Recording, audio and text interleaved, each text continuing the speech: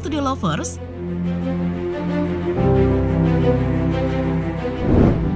Mencuat isu bahwa sosok Presiden Joko Widodo atau Jokowi menitipkan beberapa nama calon menteri kepada Presiden yang bakal menang di kontestasi politik pemilihan Presiden Pilpres 2024.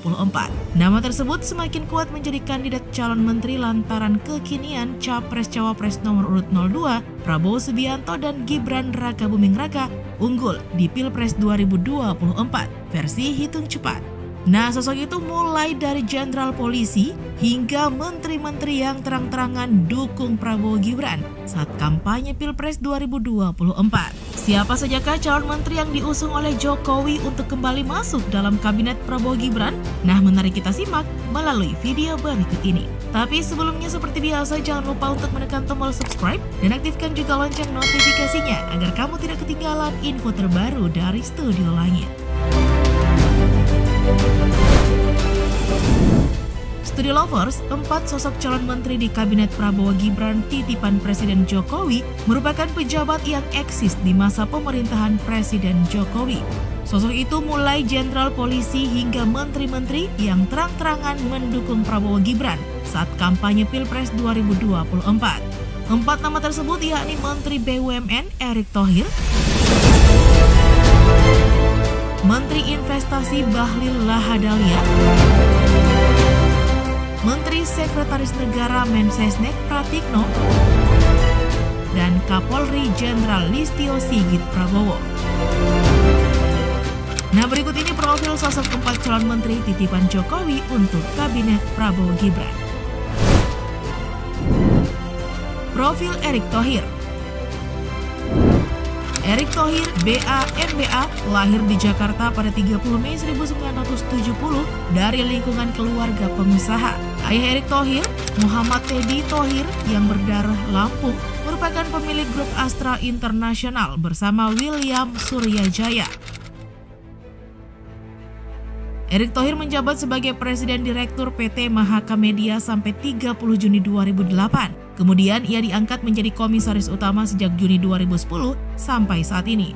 Tidak hanya di dalam negeri, Erick Thohir juga ditunjuk sebagai Presiden Asosiasi Bola Basket Asia Tenggara (SEABA) pada tahun 2006 sampai 2014. Kecintaannya terhadap bola basket juga akhirnya membuat Erick Thohir mendirikan klub bola basket Mahaka Satria Muda Jakarta dan Maha Putri Jakarta. Di dunia sepak bola, Erick Thohir juga merupakan wakil komisaris Persib Bandung. Pada tahun 2012, Erick Thohir dipercaya sebagai komandan kontingen Indonesia untuk Olimpiade London. Tidak puas berkarir di dunia olahraga dalam negeri, pada tahun 2012 bersama Levin, Erick Thohir menjadi pemegang saham mayoritas klub sepak bola DC United di Amerika Serikat.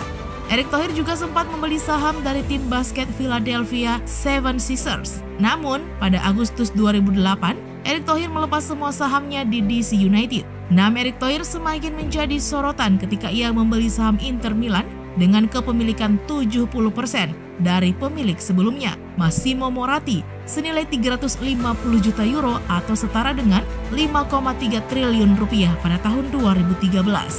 Kepemilikan saham di Inter Milan membuatnya masuk ke dalam daftar pengusaha negara berkembang yang berhasil mengakuisisi klub sepak bola yang populer di mata dunia. Bahkan pada tanggal 15 November 2013, Erick Thohir resmi menjabat presiden klub menggantikan Massimo Moratti yang telah menjabat selama 18 tahun. Namun Suning Group, perusahaan asal Tiongkok, kemudian membeli kepemilikan saham mayoritas Inter Milan dari Erick Thohir.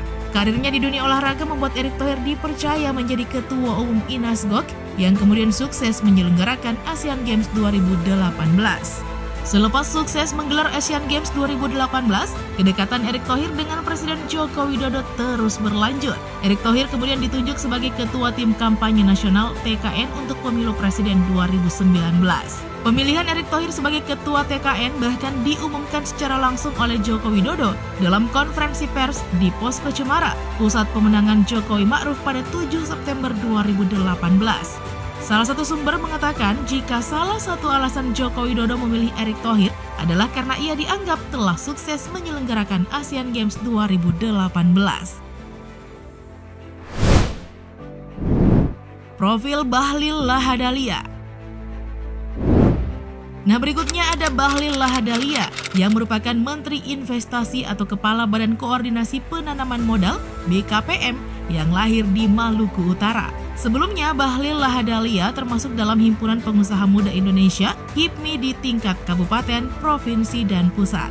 Setelah memiliki berbagai pengalaman dalam organisasi dan pekerjaan, Bahlil memutuskan mendirikan perusahaannya sendiri.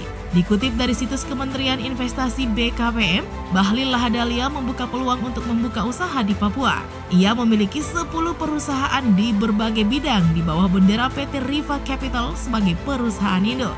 Nah, Studi Lovers, Bahlil juga pernah menjadi Ketua HIPMI periode 2015-2019 pada tahun 2015 lalu. Ia juga memimpin delegasi perdagangan bagi pengusaha muda ke Jepang pada tahun 2016 dan ke Eropa pada 2018. HIPMI Europe Trade Mission 2018. Kini namanya disorot usai akui pertama kali usulkan jabatan presiden 3 periode.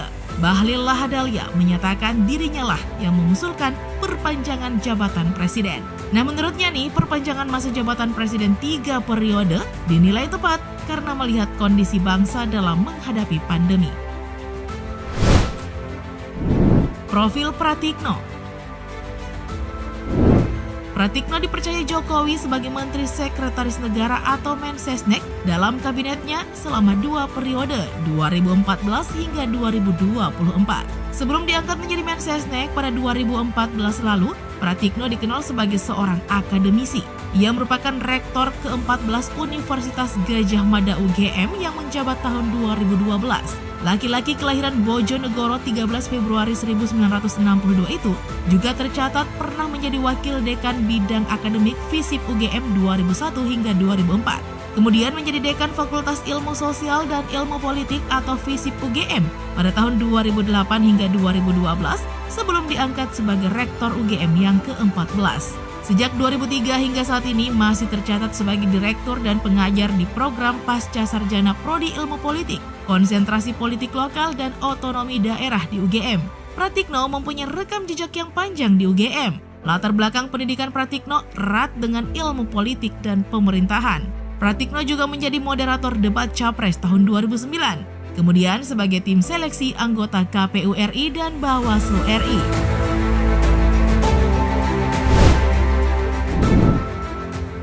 Profil Listio Sigit Prabowo.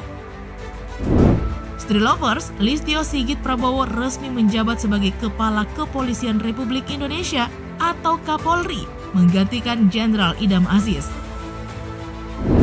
Presiden Joko Widodo melantik Listio Sigit di Istana Negara. Jokowi juga menaikkan pangkat Listio Sigit dari bintang 3 atau Komisaris Jenderal menjadi bintang 4 atau Jenderal berdasarkan Kepres nomor 7 Polri tahun 2021 tentang kenaikan pangkat dalam golongan perwira tinggi Polri. Karir moncer di Korps Bayangkara.